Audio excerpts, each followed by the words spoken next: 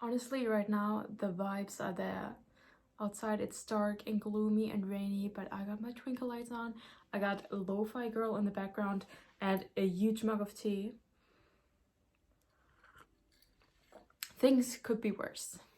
Okay, hi guys, welcome to this quiet, chill, and cozy video. I did not plan this, but I guess it turned out like this.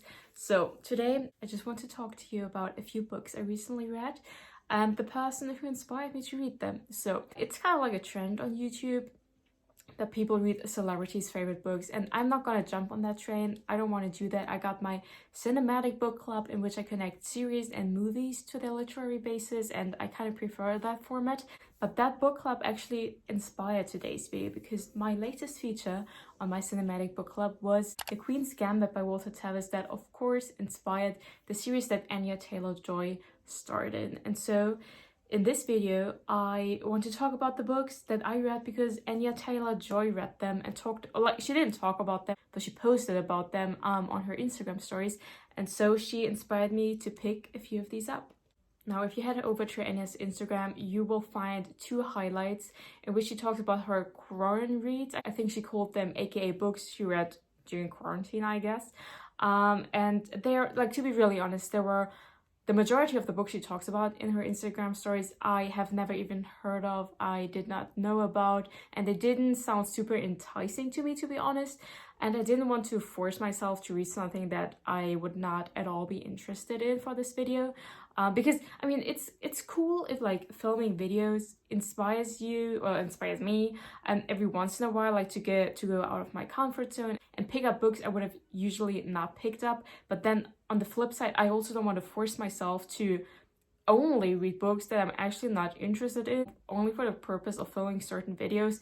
So I kind of went for, like, the midway this time, I thought, and just picked out 3 of the books that I actually was interested in picking up out of her Insta stories. Now, the first book is If I Had Your Face by Frances Cha. Now, If I Had Your Face by Frances Cha tells the story of 4 women living in Seoul, 3 of whom are flatmates, and we get to know their past and their present life situations, their past often including quite a traumatic and tough childhoods, and their present including equally tough situations such as job and personal situations they have to deal with that often include bad relationships with the people they're working with, their spouses, their partners, misogynisms and sexisms they have to face in these fields. At the same time, this book also picks up the topic of beauty standards, as it is somewhat insinuated in the title, because taking place in South Korea, you might know South Korea for being the country with the highest rate of plastic surgery in the world. So it is safe to say that South Korean beauty standards are berserk. So picking this up, especially in the storyline of one of the girls who works as a salon girl, which can be compared, I think, to like an escort girl in the Western world. She and her lifestyle choices are heavily influenced by having to look beautiful for her clients, for her job. But of course, it is also a big part of the life of the other women. So this book deals with some very heavy subjects, with these very tough lives these women have to face.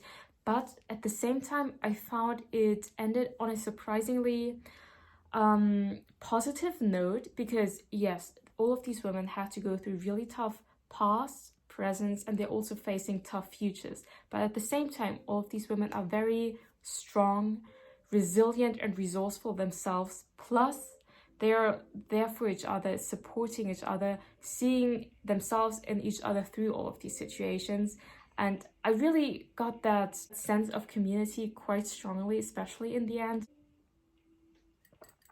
But in that sense, the ending note this book presented was surprisingly positive, because after reading the book, you wouldn't be surprised with having this end very, like, negatively or like on a negative note. But I actually found the end tones of this book to be almost uplifting, in the sense, like, yes, these women, they are strong, they are there for each other, they're gonna see each other through all of this. So yeah, on the one hand, a very tough but also a very inspiring book to read. So that is If I Had Your Face by Frances Cha.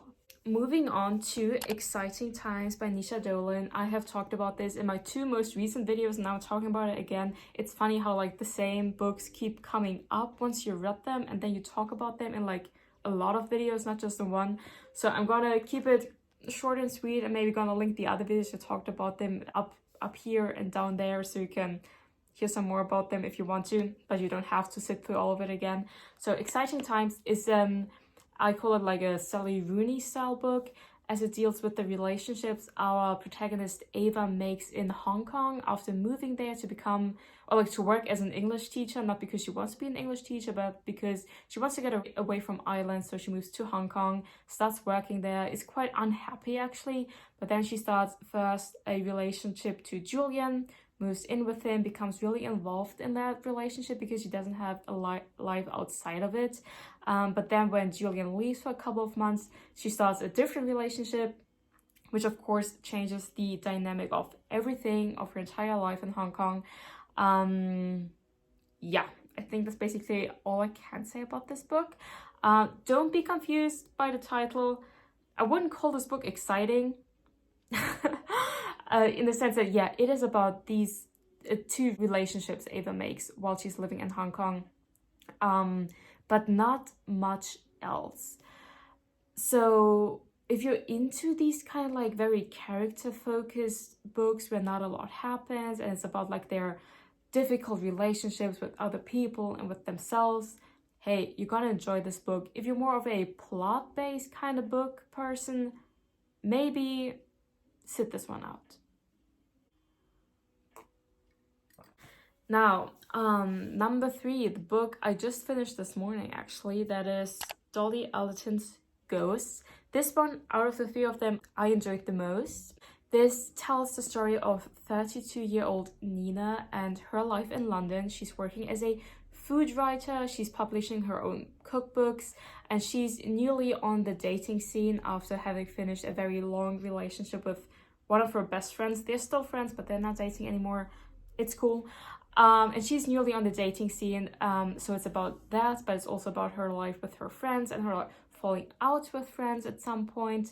It is also about the struggle that she's facing because her father is terminally ill, because he suffers from, it is never specified, but it's like either dementia or Alzheimer's, so he deals with memory loss, which is tragic, of course. So Nina is struggling with different things at the same time, like her family life is kind of falling apart because of her father's illness. Some of her friendships are not going that well. Her love life is definitely in shambles, and this book accompanies Nina through 1 year in her life and how she copes with each of these situations. Now, the biggest difference, I think, between books like these, like Sally Rooney-esque books, or like these by Dolan's, and books like these, for example, Dolly Alderton's Ghosts, is because you could say on the surface level, okay, like they are both about someone's life and especially focus on someone's like relationships, right?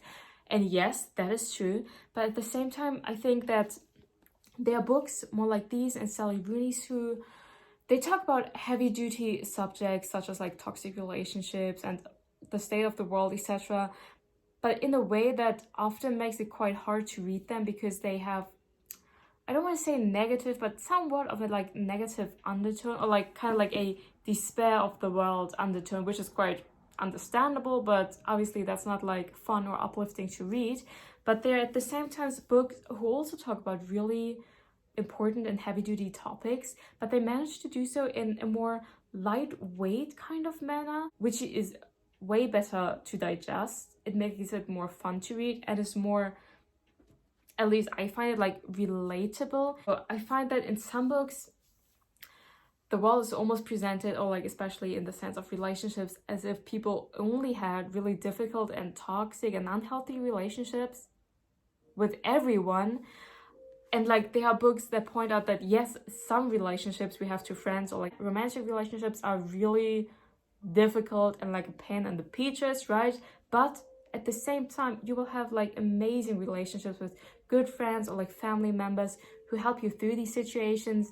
And so I think there are books who find a better balance with these kind of things, like talking about really heavy-duty topics, but doing so in a way that is very touching, very relatable, but they also mix in like the heavy-duty stuff with like some light-hearted anecdotes or like some realistic comedic situations, etc., which is why I definitely prefer reading books like Dolly Alderton's Ghosts or, for example, Emma Gannon's Olive over books such as Sally Rooney or Nisha Dolan's, because yeah, I find they have like a better balance of this light-hearted and heavy-duty kind of topics. Now to close this off, just 2 honorary mentions, so to speak. As I said in the beginning of the video, I read The Queen's Gambit, that the Netflix show The Queen's Gambit is based on. Now, I don't have Instagram proof that Anya actually read that, but considering that she obviously likes to read and she starred in this series, I can very well imagine that she read the book that the series is based on. So maybe you also want to check out The Queen's Gambit, the book. If you do so, definitely check out my other video that I dedicated solely to this book. Plus, just before I started filming this video, I went through her Insta story again to look at all the books she read, and I saw another one that she read that I have not yet read this, so I can't include it in this video, but this is Call Me Zebra by Azareen van der Vliet oloomi. I will have butchered that, I guess. As I said, I'm just gonna like honorarily mention this because I can't yet talk about it, but I saw that she also apparently read this, so maybe if you've been looking for a sign, you also have this sitting on your TBR shelf and you want to read it now, maybe this is your sign. I am gonna wait a bit more to pick this up because this is also going to be a heavy-duty read and I need some more light-hearted reads before I start this. Anyways, these were the books that Anya Taylor Joy inspired me to read. Maybe you are now also interested in picking some of these up. And I thank you for watching and I will see you in the next video. Bye!